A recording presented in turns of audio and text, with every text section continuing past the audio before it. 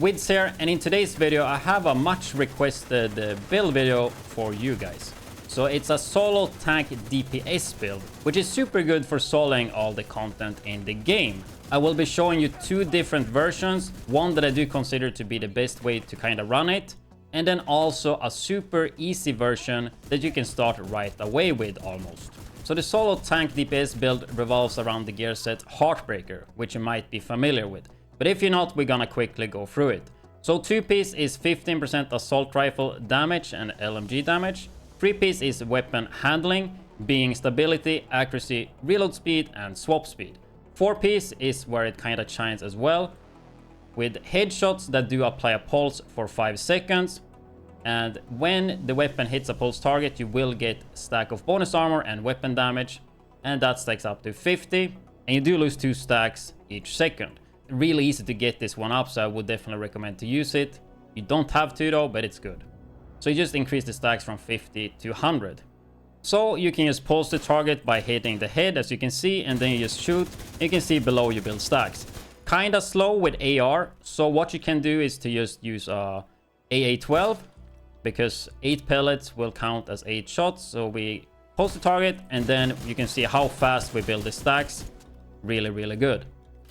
And also you can see the bonus armor being pretty crazy. But something really worth to note, especially if you have a bit of issues to land headshots frequently, then there is a linked laser pointer that you do get from the technician tree.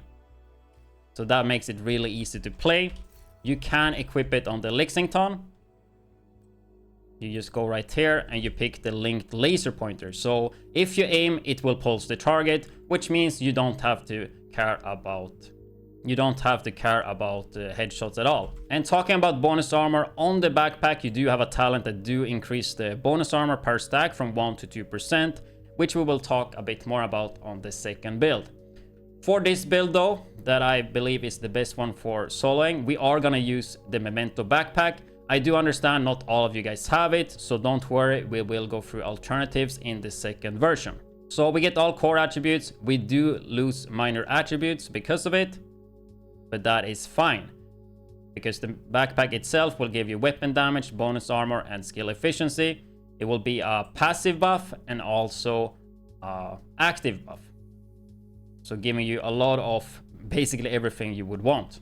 And then lastly, we have the Seska knee pad for the 8% critical hit chance. The game just revolves around crit, right? Then you just get the critical hit chance to 60%. Depending on the actual tiers you have, it could be higher because of the modifiers on the season, right? So it could be all the way up to 66 actually. So make sure you take a look here how many tiers you have unlocked, because you will go above the cap. So you can look right now, I only have 2 tiers. When it comes to core attributes, it's kind of up to you. I have been running this with 4 and even 5 blues. I do think 4 is enough, but if you want to have more, you can do that. Or if you want to play maybe 3 blues, you can do that. Just keep in mind that the bonus armor from both Heartbreaker and from Memento will be more efficient the more blues you have. But I think 4 is a pretty nice middle ground. So we quickly just go through all the items. This is how my setup looks like. No reason to straight up copy me, because just go 60% critical hit chance without the modifiers and put the rest into critical hit damage. Better to learn that way than just straight up copy this, but I just show you how it looks like right here. In terms of guns, I am using Lexington. Make sure you get the third attribute, damage to target out of cover. This one is expertise to 29. In terms of talents, with this build I would be using Killer, which gives you critical hit, grants 70% critical hit damage for 10 seconds. To be fair though, you could use Streamline with this, because you don't have to use the shield all the time. But honestly, the shield is so strong, so definitely go Killer. If you missed out on the Lexington, then I would highly recommend Elmo, which is an amazing gun. It's the same LVAC platform with a 70 round mag. You can just farm it in countdown, just do target loot AR. For the first gun, I would recommend to get a rock and roll or a lefty. The rock and roll comes with a bigger mag size, the PvP exclusive item, so you cannot farm it in countdown. You can farm it in conflict or dark zone, or lefty for the perfect sledgehammer. Really good ones to use there. Pistol, you can use whatever you want. I use an orbit just for the perfect finisher. If we do take a look at the seasonal modifiers, in terms of active modifier, depending on how you're mixing it, like if you have a lot of blues, I would just go the assault link, because you do get for every non-red core equipped, you get weapon damage, right? If you have a lot of reds, then the security link is really worth it as well, because you get extra total armor for every non-blue core equipped, right? On top of it, this one will give you armor kit refresh, so actually really nice when I'm playing usual red builds.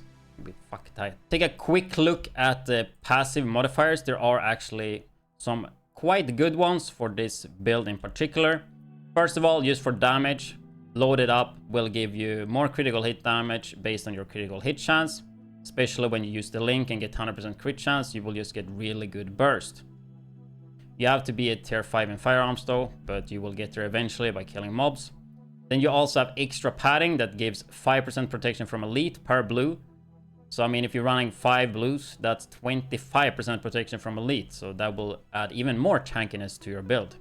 Since this build is quite hybrid with a few red, a few blues, this one is really easy to activate as well. So be in tier 3 in both firearms and stam, and you will gain 2.5 headshot damage for every armor we have, which will add a decent amount of headshot damage.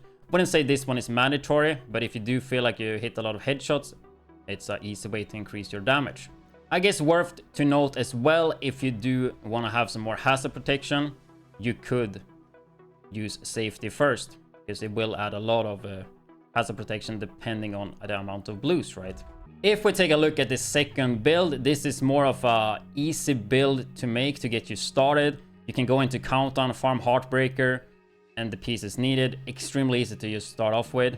So it will look something like this. I will go through and give you even more options to make this happen. We take a look first at the weapon. Any AR that rolls with good stats, ideally target to out of cover damage, and that have the slot for the linked laser pointer, is a good way to start off. Like Caretaker, if you have that, would be pretty decent as long as you don't play at super long range.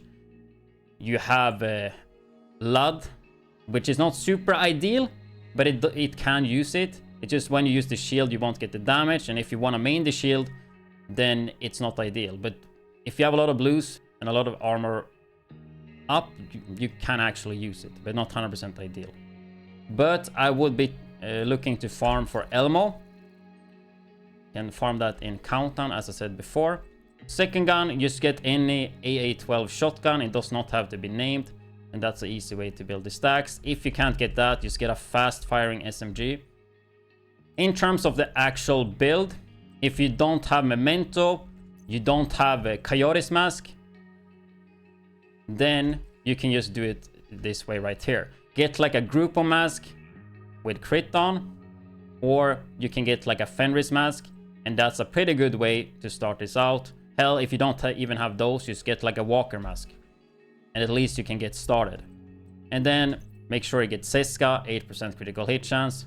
And I guess if you have Thermal, you can equip it if you prefer to split the damage around.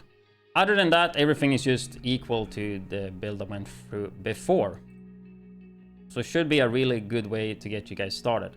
Same with stats prio, just do the amount of blues and reds that you feel comfortable with. And I guess if you really want to have some tankiness to the build, if you do have maybe Kafaris and you don't have the other exotics, I mean, I would use this one over something like Grupo or Fenris if you want to get that survivability. So just something I thought was worth mentioning.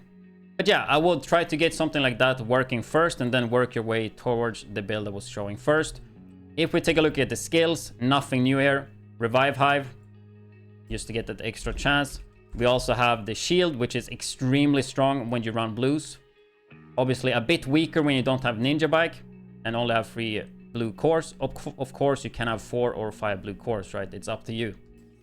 And finally, if we do take a look at specialization, as I said before, if you want to use the tech laser and not have to aim as much for head, then run a technician. Make sure you get the AR damage as well in the tree.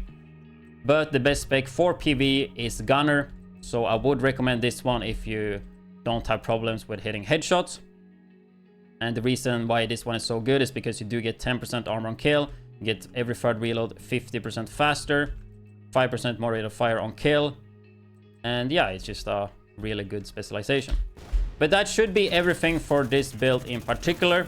So I hope you guys did find this video useful. If you have any questions, put them in the comment section below, or probably the best way, go to my stream at twitch.tv/widdz, where we still do have Twitch drops. But with that said,